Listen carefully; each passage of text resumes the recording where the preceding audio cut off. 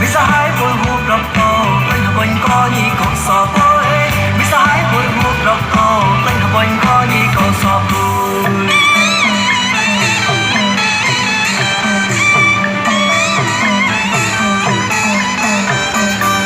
con ngựa tôi chắc bẹt lên con chơi như sco còn miệng chắc thế con ngựa tôi chắc bẹt lên con chơi như sco còn miệng cho thế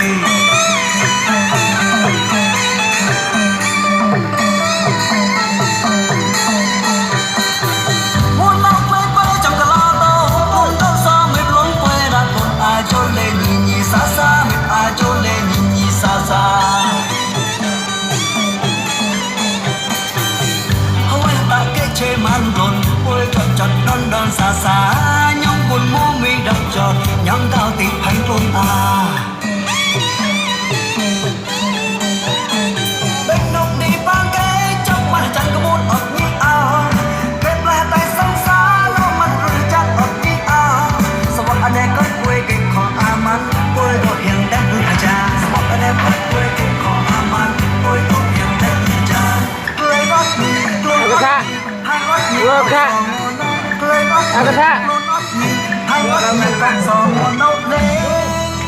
Đây tôi chắc sầm bao đây là phát hay đấy như đó.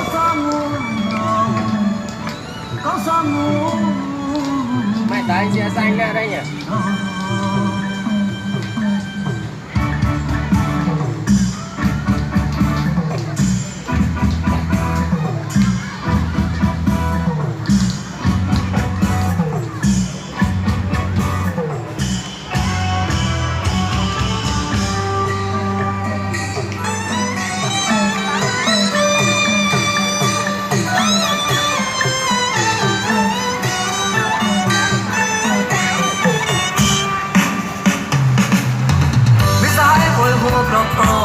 Mình có gì còn so với con nước tôi chắc bẹt lên con chơi như câu còn mình cho thế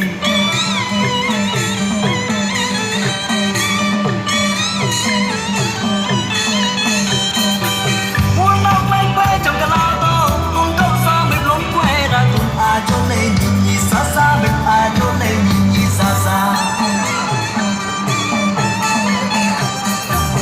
không ai ta kết chơi mang đòn quê ta chọn đón đón xa xa nhóm buồn ngu mi đón chọn nhóm cao tìm hành tôn